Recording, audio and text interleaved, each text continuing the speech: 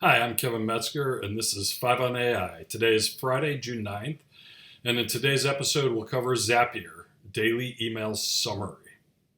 So, in yesterday's 5 on AI, I introduced the idea of workflow tools. Zapier is one of these workflow tools, and as I had mentioned. It has some integrations with ChatGPT. The integrations work both from Zapier into ChatGPT using the API and from ChatGPT 4 back into Zapier using the plugins. I'm going to try and run a few more experiments for you using both the plugin tool itself and the tool itself. The first experiment I ran with the tool was building a daily email summary. I personally get bombarded with emails. I want to be able to get a quick summary of what's in the emails so I can be sure I'm catching what's important. Zapier has the ability to connect with Gmail, get my emails for me, send them to ChatGPT via an API, and get a summary of those emails to build a list of the summarized emails and then send it to me back via Slack, text, email, or I imagine several other ways as well.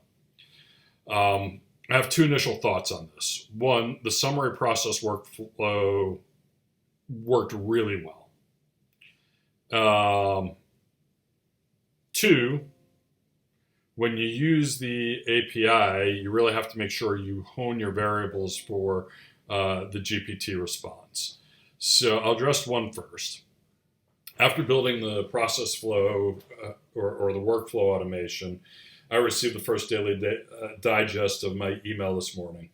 While I'd like to see some better formatting, it contained a list of all my emails and links for me to pull those emails up directly, just like I had asked it to do.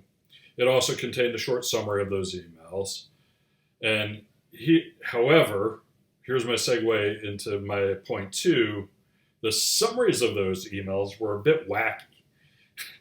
The summaries were loosely, and I mean very loosely, based on the email.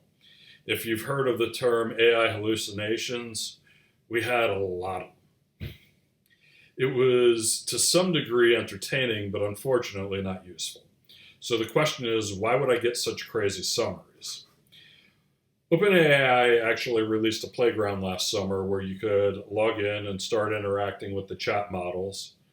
They give you a lot of control, well, some control and a lot compared to ChatGPT itself over the actual model and the parameters you were using with the tool.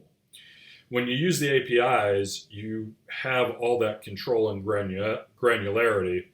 And when I went back and looked, I found that not only was I using an LLM model called Davinci instead of the ChatGPT model, but I also had a pretty liberal parameter setting, which allows the AI to make up its own content. So now I've gotten back and reset the parameters and set the model to ChatGPT 3 Turbo, which is the most I'm able to do right now. With the API that I have available to me, you still have to be approved for GPT-4 API. And we're going to see what kind of results we get over the weekend. Also, right now, the Zapier Access is on a free trial, but it does have a pricing model, so I probably won't use it if I don't have a model for return on investment going forward. But if I were running a small business, I think it would be quite easy to justify a return on investment for Zapier. It's really incredible. Additionally, there's a cost associated with accessing the GPT API. I was charged 20 cents for the work that it did overnight. I'm going to kind of run it over the weekend and see what it comes back at on Monday. I think that might be a little bit higher than what I'll see for just running because it had to run some tests as well. So I'll let you know the results of that. All right, so that's today's 5 on AI. Like last week, we'll be taking the weekend off, and I look forward to chatting with you again on Monday. I hope you've enjoyed this content. If you did, like, subscribe, share, and comment.